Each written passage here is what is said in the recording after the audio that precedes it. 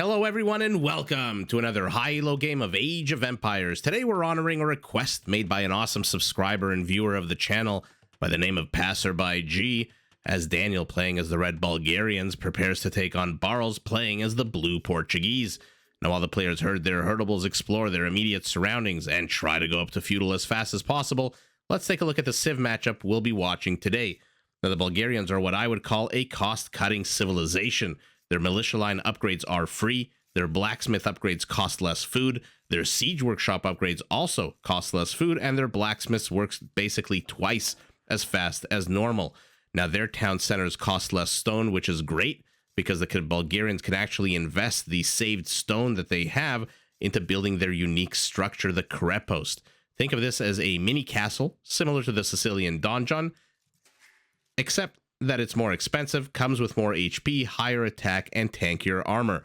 Unlike the donjon, it does provide 20 population room and can only be built starting in castle, unlike the donjon, which can be built in Feudal Age. Now, once you've saved all these resources, you can invest them in building a pretty tanky army, because even though the Bulgarians don't get champions, they can upgrade their two-handed swordsmen to become incredibly tanky with a huge boost to their melee armor.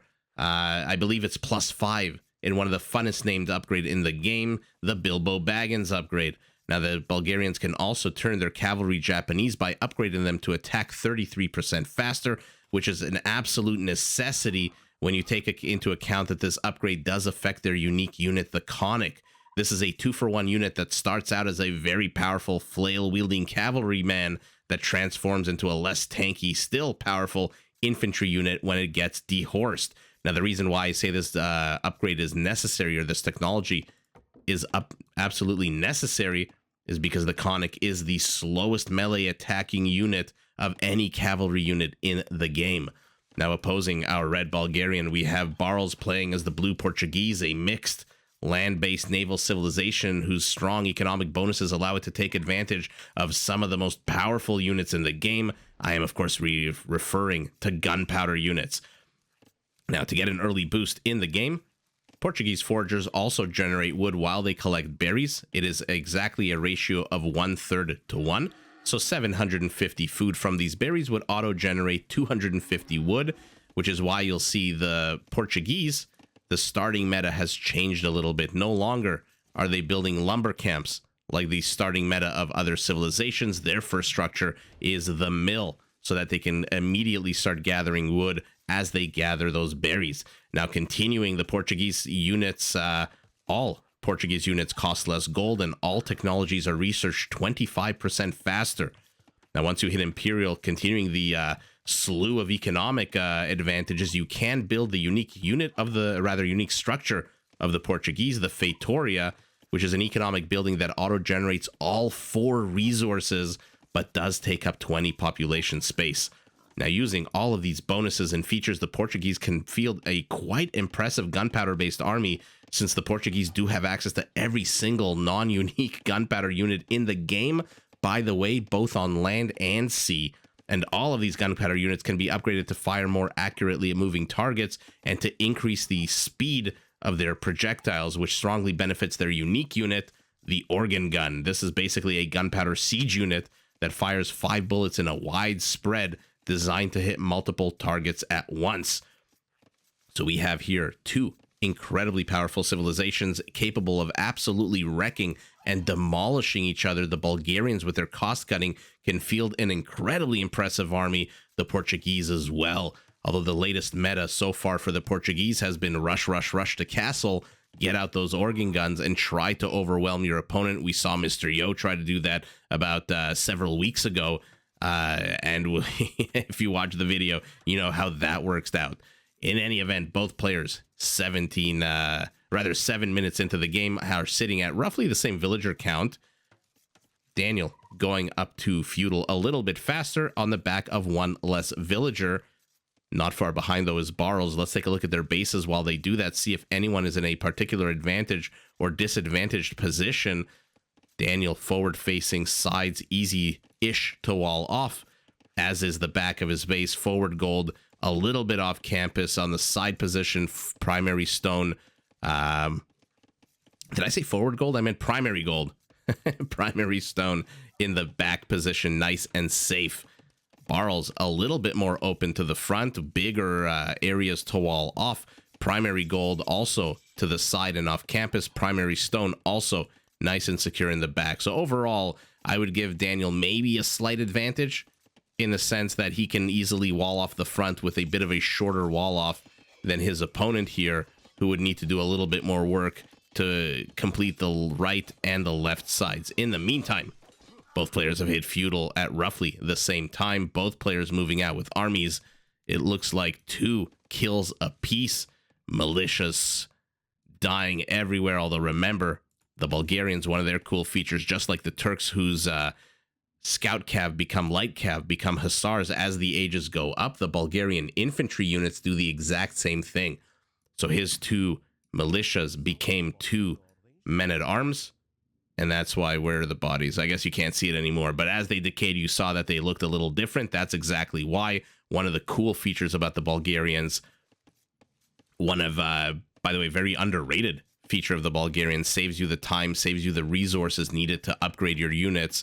Although, if you've seen the videos by Ornlu, or that video period by Ornlu, where he goes over the patch that's coming out or in April, you'll notice very quickly that the research times for infantry upgrades are getting lower and lower, which does unfortunately bite into the overall strength, or how impressive the Bulgarian feature is. Because if everyone can research these upgrades quicker and quicker, having them for free and automatic doesn't really seem like that special a feature. Although having them for free, though, still always in Age of Empires, a game, very much a game of limited resources and economics. Anything for free is fantastic. In the meantime, Barles shoving himself into Daniel's base, runs into 2 villagers. One takes a bit of damage, but again, these are very, very basic Dark Age and early Feudal Age units. I'm surprised the villager isn't just turning around and fighting this with some support. Could easily overwhelm this. Scout Cavalry still alive and well for both players. Where is Blue Scout Cavalry? Hanging out here, relaxing with his 4 HP while Daniel's taking the risk. Daniel, I guess, the bigger risk taker here, does not want to run into a villager, though. One more swipe of that swashbuckling sword, and that scout should die.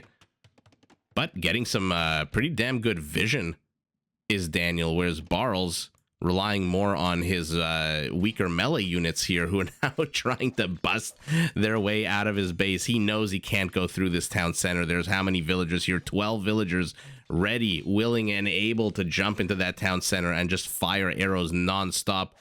Oh, he's trying to wall him in so that he could kill him. Barles realizes what the hell's about to happen to him, immediately backs away. But again, incredibly weak units.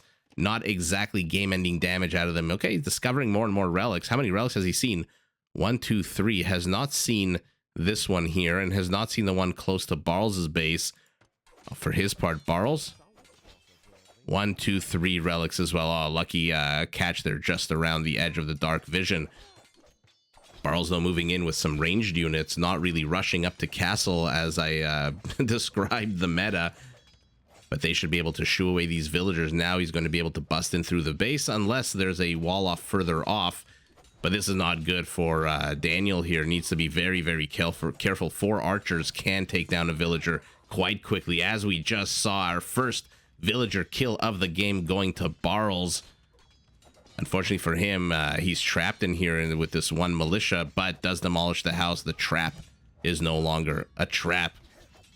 Very annoying spearmen stopping Daniel from pumping out any kind of cavalry units that might be able to just swarm over this. By the way, what is Daniel building? An archery range, a blacksmith.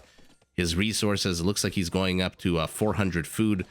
Spent a little bit of his gold. Skirmishers coming out. Okay, not a bad unit to zone out these archers, but there's a few melee units here that might be able to absolutely wreck these skirmishers. I'm surprised Blue disengaged.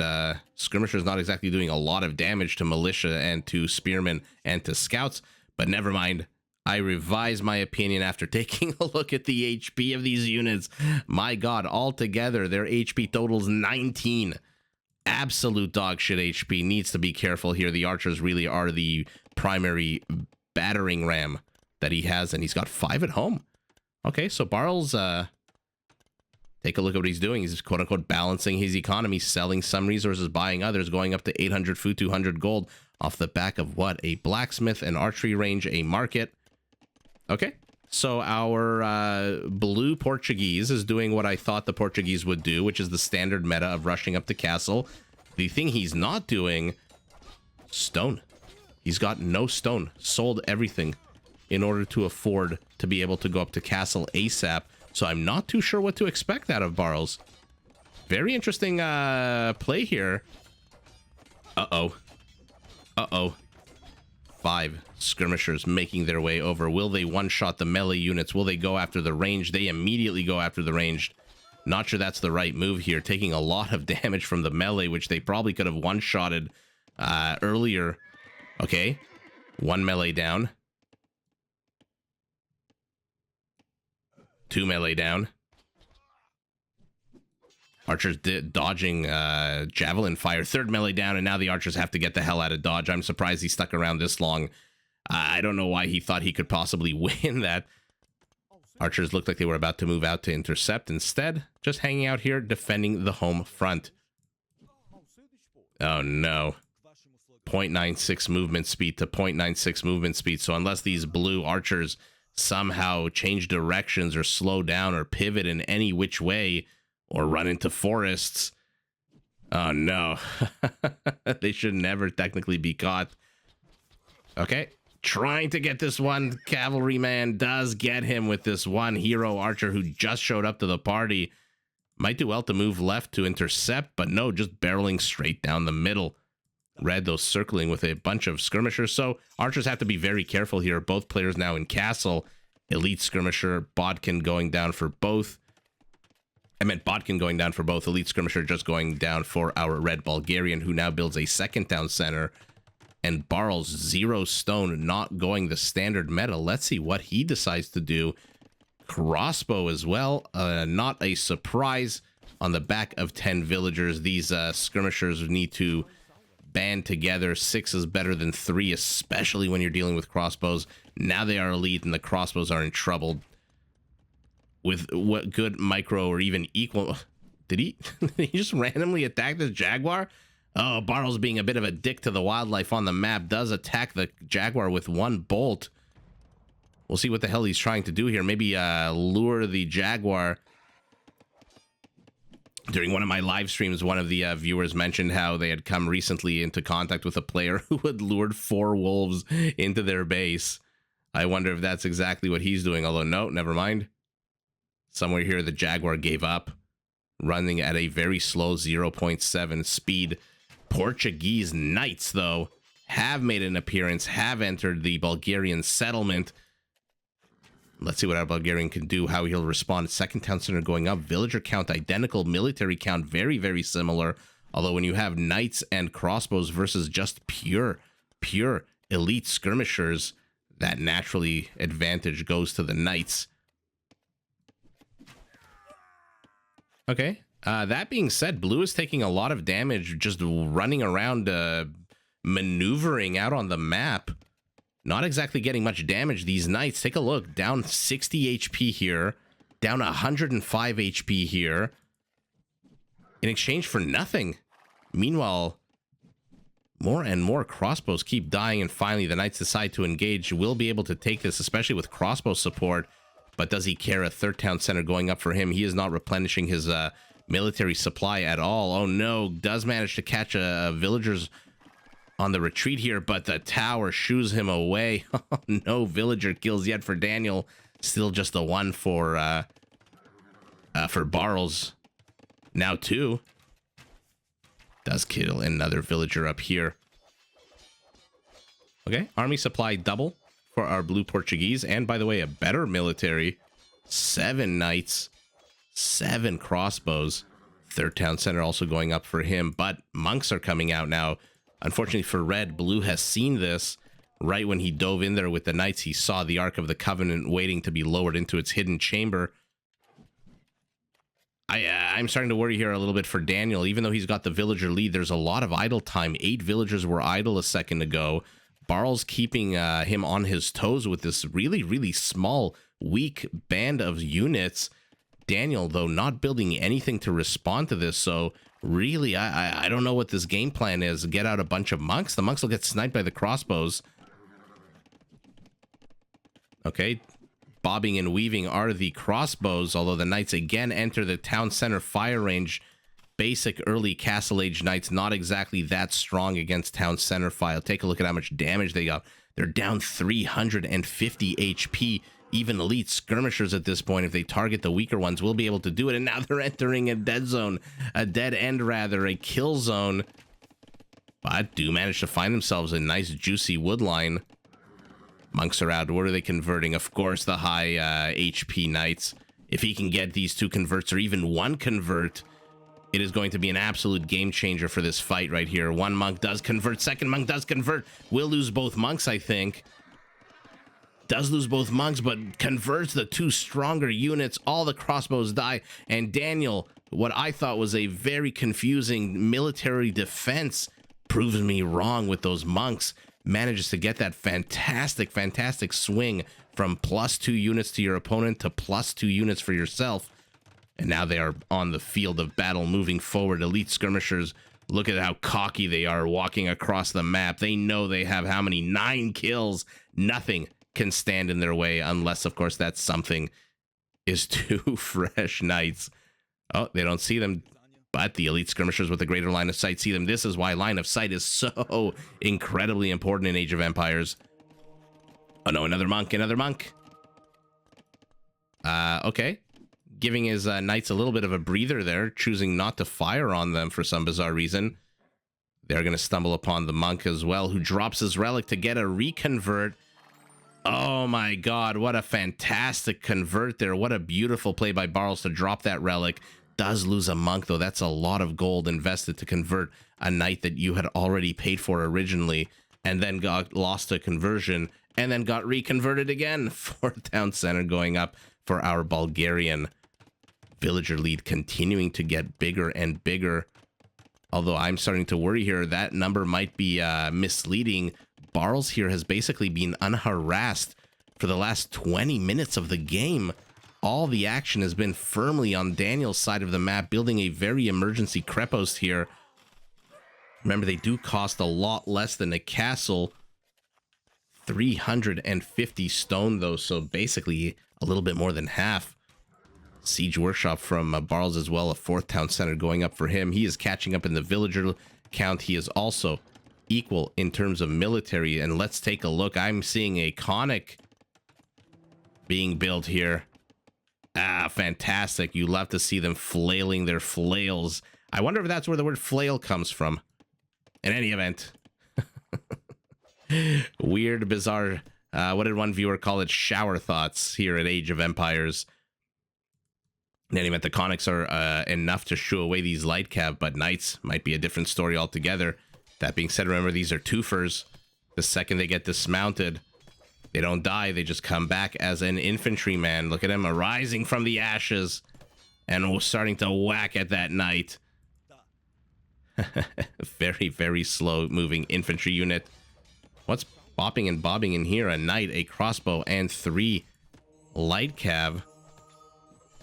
Like I said, the numbers might be in favor of Daniel in terms of civilian population, but all the times he had to garrison his units, all the times he had to move them around to protect them. Oh, you're not winning this fight, monk. The natural hunter-predator of the monk being the light cav hussar line. All that time is time that Barles here was just plugging away. Finally has 13 villagers, 12 on stone, does have enough to put up a castle of his own. Counter raid here by 1 light cav. Surprised that Barles isn't reacting. Surprised he's not putting units inside the town center. He is microing these guys, no surprise. Inside Daniel's base for a second, maybe even a 3rd time? Yeah, I think a 3rd time at this point, depending on what you count as quote-unquote inside. What was it Bill Clinton said? It depends what your definition of is. In this case, I guess, depends on what your definition of inside is. Oh, here we go. A castle. King of the Hill castle. Beautiful placement. Protects 1, 2, 3 different angles of attack. bringing in a ram from this siege workshop that's been placed here. And yet again, Daniel finds himself not able to exert any kind of presence on the map, or exert any kind of effort even to put out a presence. He's just constantly at home defending this wonderful use of small clumps of units by Barles. Absolutely loving this strategy. I wonder if Daniel accidentally or mistakenly thought that he was going to go up against organ guns, which, like I said, is basically the standard meta for the Portuguese. Instead, he finds himself fighting knights. 6 stables, though, will be able to mount a pretty solid response. Secondary wall up being built here for Barles. He knows he might come under attack. He definitely has seen, I believe, he's seen these stables being built, so he knows there's about to be a bunch of super fast units heading his way. And Daniel, finally, at the 35-minute mark, finally finds himself able to go out onto the map with a very aggressive Krepos placement here. Does not see anything beyond the original palisade. So I am surprised that he is not scouting first, although, yes, never mind. I say that he immediately scouts with the light gab, alerting his enemy to the presence of something, although the enemy does not see the Krepos being built. Although now that he's building it closer, oh, that's very sour for Barles. Literally right there, outside the edge of the vision. Red, though, seeing this with the knights.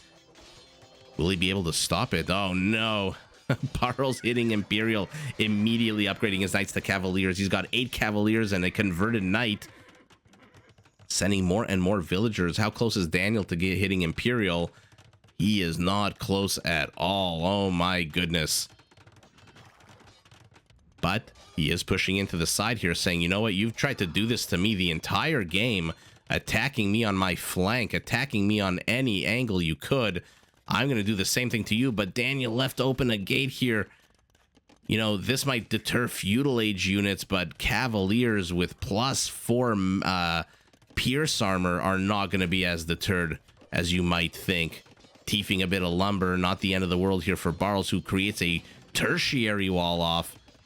Good idea by Daniel to place pressure here on this gold, though. At the same time, oh, this is so painful to watch. Cavaliers are raiding the hell out of his economy, stopping here at the town center. Not sure that's a great decision. 3 kills so far on these Cavaliers. On these ones, 13. And now Daniel has no choice. He's got to throw the weaker units at them. He's got to stop this assault on his villagers any way he can. Knights are not going to beat Cavaliers. Maybe this one with the shitty HP will die, but the rest are absolutely going to get wrecked. Okay, where is his, there they are. His mounted units. Another Krepos being built. He really wants to bust into here, but a Portuguese castle already going up. We'll see who finishes there first. Krepos finishes first, but with how many villagers? 13 villagers constructing it. 80% construction rate. You are not going to stop that. What the hell just ran into here? A Cavalier. Oh no, Skirmisher moves in. Skirmisher dies. And now the entire attack here has stalled for Daniel. He's got to find either a new avenue of attack or he's got to go home. Villager count, he's still just 7 or 8 villagers ahead. Army supply, though, double, but double of the weaker unit. And in 30 seconds, by the way, these Portuguese Cavaliers are going to be fully upgraded in terms of blacksmith upgrades. That being said, can Daniel punch a way through? He's desperately got to make it into his opponent's base. Otherwise, his opponent's just going to keep sending Cavaliers, streaming them in. 4 kills on these, 3 kills on these, slowly. But take a look at this. I'm absolutely shocked. The villager kills are the same. I guess there were a few villagers that died here. Trebuchet, the bane of every player who is stuck in castle while their opponent is an Imperial. Ugh, having to deal with that must not be pleasant now for Daniel. Must be another headache he's got to deal with. And Cavaliers rear-ending these knights. A few of the knights notice that they're under attack. A few of them don't. Oh no, more and more raids. Now the villager kill count lead for Daniel will start. Although doing a pretty, for Barles rather, doing a pretty good job is Daniel of using these weaker units to lure some of the Cavaliers into castle fire, Krepos fire, and just town center fire. A nice little ring of mounted units heading home, get your butt into that castle and heal up. Yesterday, Daniel finally has his first castle up.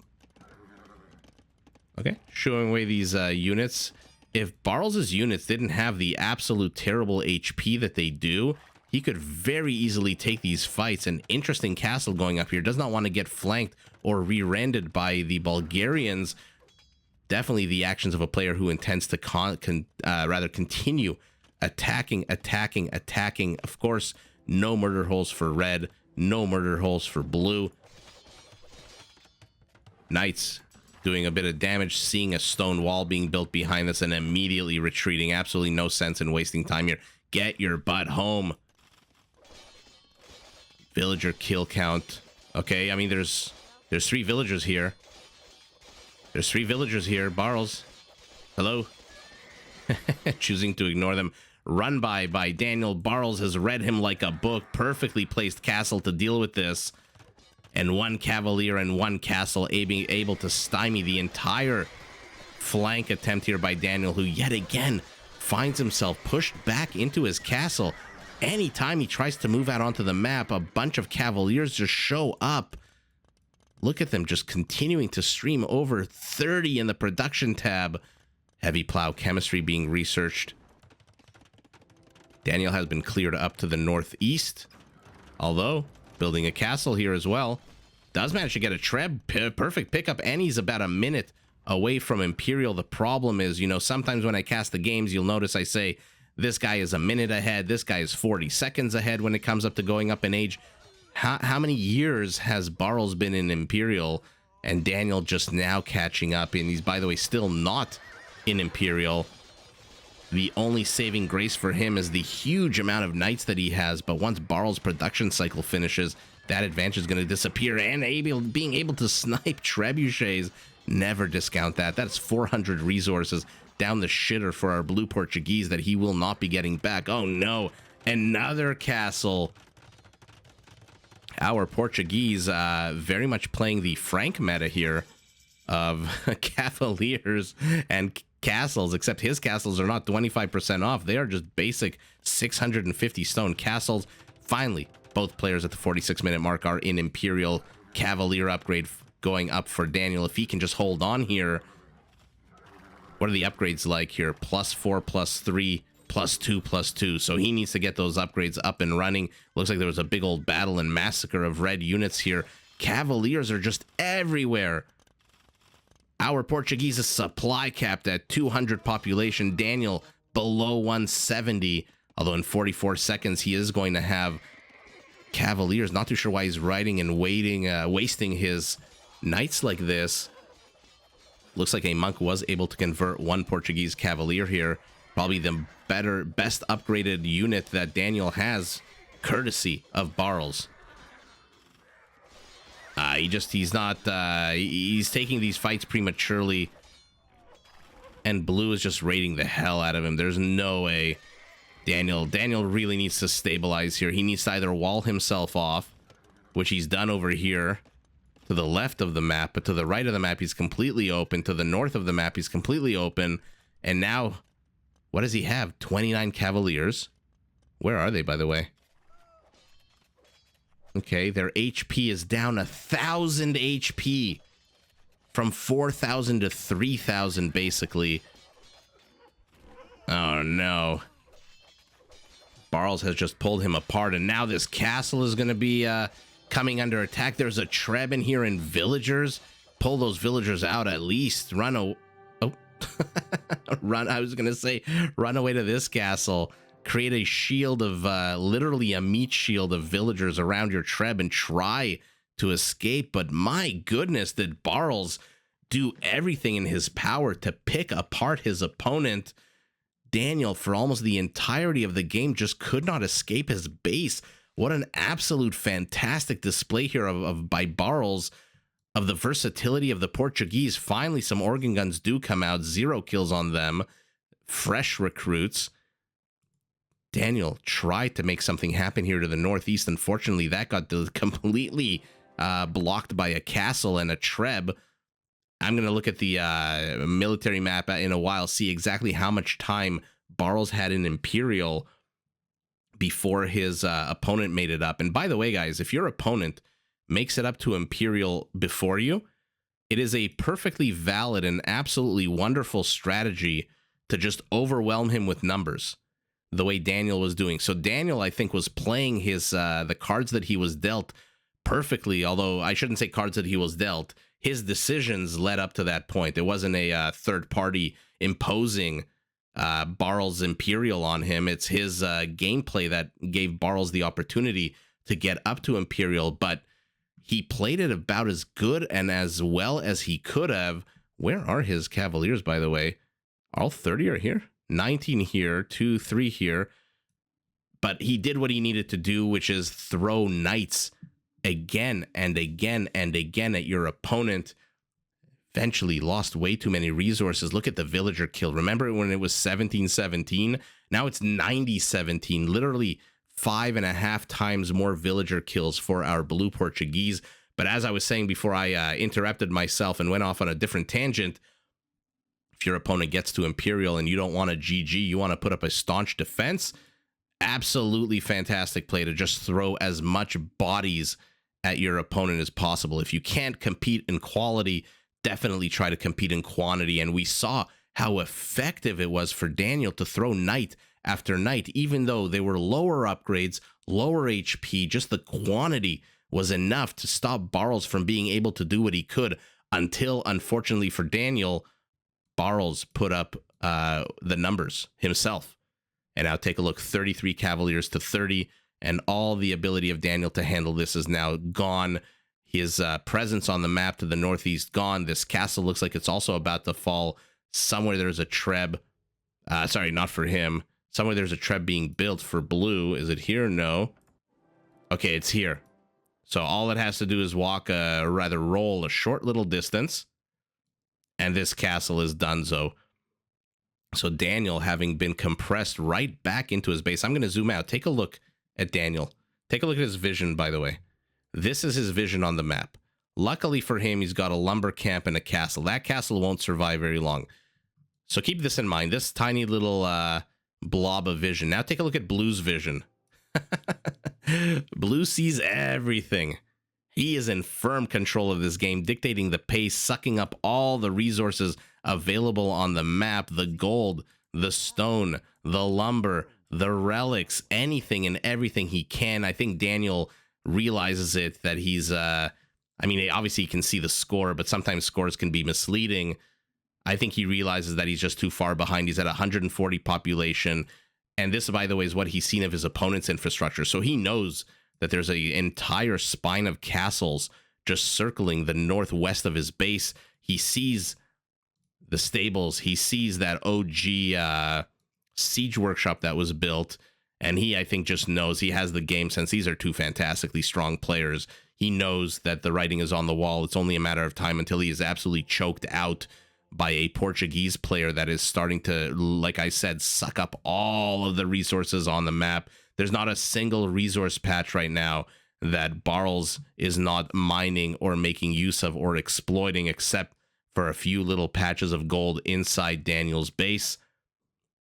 Sees the writing on the wall, a little bit of stone as well, 266, not enough to even build anything, not enough to build a crepost. And so he decides to tap out after losing control of the map and everything that that entails. Barles doing an absolute beast of a job. Incredible. Let's take a look at the APM. It must be super high. Yeah, 178 compared to the 129 of Daniel. Remind me, what did I want to see? Yes, Imperial Age. So Barles hits Imperial at the 35-minute mark. At the 46-minute mark, Daniel hits 11 in-game minutes of difference. So divide that by 1.7 to see real life time, but 11 in-game minutes is how long he withstood the assault. So number one, kudos to Barles for hitting Imperial that much quicker than his opponent, but also kudos to Daniel for surviving 11 minutes against an onslaught of Cavaliers that just shred him apart. Like I said, if you can't compete in quantity, at least try to compete in quality. That's exactly what happened. Oh man, they are healing inside here, these Cavaliers. Barles just overwhelms like a giant tidal wave his opponent, gets the big W, but GG to both players. Did you enjoy this video? Check out these other clips and make sure to subscribe and enable notifications so that you're notified of my latest uploads.